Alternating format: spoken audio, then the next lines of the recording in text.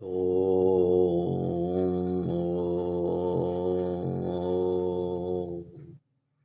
ಅಷ್ಟಮಹಾಪ್ರಾತ್ಯಾರ್ಯ ವೈಭವವನ್ನು ಸ್ಪಷ್ಟಗೊಳಿಸಿದ ಆದಿವರಹ ಇಷ್ಟಾರ್ಥವೆಲ್ಲಾತ್ಮ ಸಂಪದವೆನ್ನುವ ಅಷ್ಟಮಜಿನ ಸಿದ್ಧ ಕಾವ್ಯ ವಾಚನ ಸಿರಿಬೋಲೆಯ ಕುಮುದೆಂದು ವಿರಚಿತ. ಓದುವವರು ಡಾಕ್ಟರ್ ಸತೀಶ್ ಕಾಗೋಡು.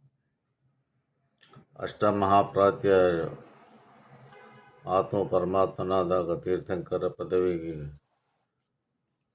ಕೇವಲ ಜ್ಞಾನಿಯಾದಾಗ ಅವರನ್ನು ಅಷ್ಟಮಹಾಪ್ರಾತ್ಯಾರ್ಯ ಎಂಬ ವೈಭವಗಳಿಂದ ರಾರಾಜಿಸುತ್ತಿದ್ದಾರೆ.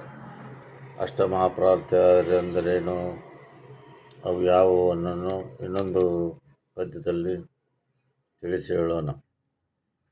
ಸ್ಪಷ್ಟಗೊಳಿಸಿದ ಆದಿ ವರ ಇಷ್ಟಾರ್ಥವೆಲ್ಲ ಸಂಪದವೆನ್ನುವ ಅಷ್ಟಮಜಿನಸಿದ ಕಾವ್ಯ ಯಾರದು? ಈ ಅಷ್ಟಮಹಾಪ್ರಾತ್ಯಾರ್ಯ ವೈಭವಗಳಿಂದ ರಾರಾಜಿಸುತ್ತಿರುವ ಅಷ್ಟಮಜಿನನ ಚಂದ್ರಪ್ರಭ ತೀರ್ಥಂಕರರಿಂದ ಸಿದ್ಧವಾದ, ಸಿದ್ಧಿಸಲ್ಪಟ್ಟ, ಅವರ ಶಿಷ್ಯನ ಮೂಲಕ ಹೇಳಲ್ಪಟ್ಟ ಅಷ್ಟಮಜಿನ ಸಿದ್ಧ ಕಾವ್ಯ ಚಂದ್ರಪ್ರಭ ತೀರ್ಥಂಕರ್. ಸ್ಪಷ್ಟಗೊಳಿಸಿದ ಆದಿ ವರ ಇಷ್ಟಾರ್ಥವೆಲ್ಲವಂತ ಆತ್ಮದ ಸಂಪತ್ತು ಇಷ್ಟಾರ್ಥವೆಲ್ಲವ ಆತ್ಮಸಂಪದವೆನ್ನುವ ಅಷ್ಟಮಜಿನ ಸಿದ್ಧ ಕಾವ್ಯ.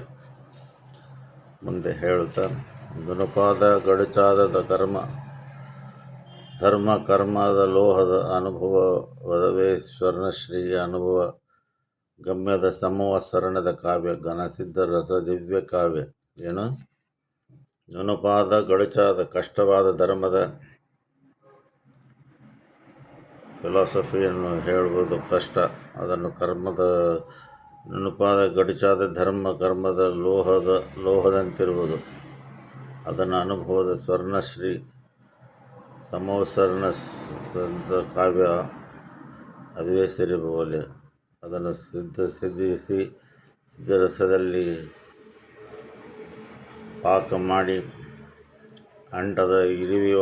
ಅಂಟದಂತೆ ಇರುವ ಸಮೋಸರಣದ ಕಾವ್ಯ, ಸಮೋಸರಣದ ರೀತಿಯಲ್ಲಿ ಬರೆದ ಕಾವ್ಯ, ಸಿದ್ಧರಸದ ದಿವ್ಯ ಕಾವ್ಯ, ಸಿದ್ಧಾತ್ಮರಿಂದ